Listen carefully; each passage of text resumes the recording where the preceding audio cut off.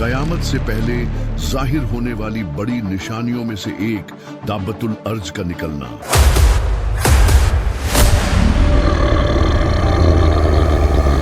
कयामत से पहले जो बड़ी निशानियां जाहिर होंगी उनमें से एक निशानी दाब्बतुल अर्ज नामी जानवर का जाहिर होना है।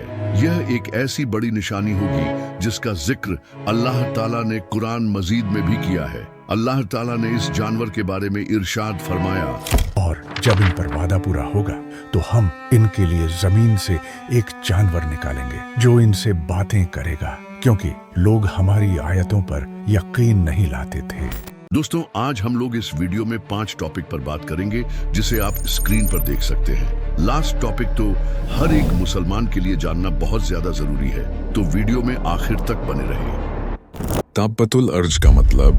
दाब्बा का मतलब होता है चलता फिरता या जिंदा जानवर, और अर्ज का मतलब है जमीन, यानी यह एक ऐसा जानवर होगा जो तेज रफ्तार से जमीन पर दौड़ेगा।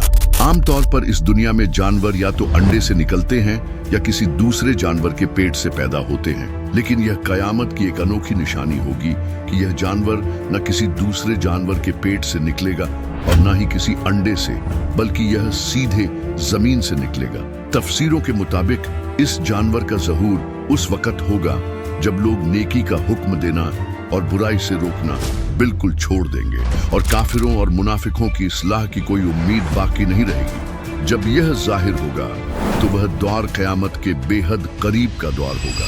दाब्बतुल अर्ज कहाँ से निकलेगा?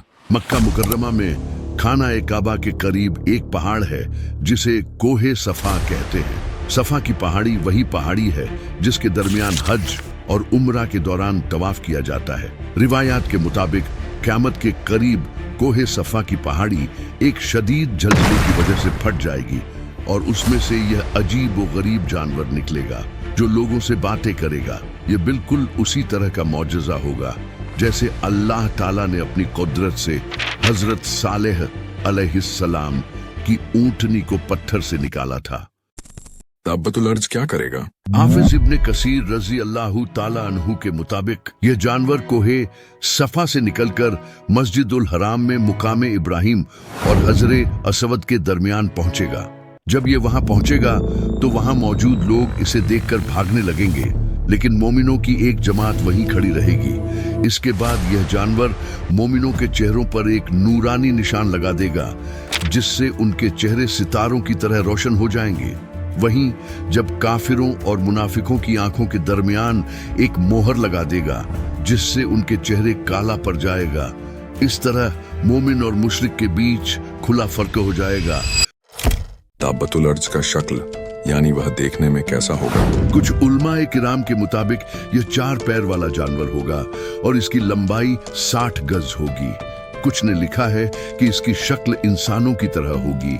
इसके पैर ऊंट की तरह, गर्दन घोड़े की तरह, सींग गाय के जैसे और हाथ बंदर के जैसे होंगे। यह जानवर पूरी दुनिया में घूमेगा और लोगों पर निशान लगाता जाएगा।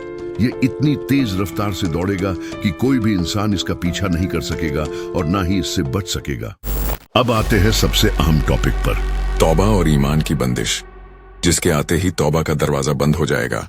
दाब्बतुल अर्ज के जाहिर होने के बाद ना तो किसी की तौबा कबूल होगी और ना ही कोई काफिर इस्लाम कबूल कर सकेगा। जो काफिर होगा उसे कुफ्र की हालत में ही मौत आएगी और जो मोमिन होगा वह ईमान की हालत में ही दुनिया से जाएगा।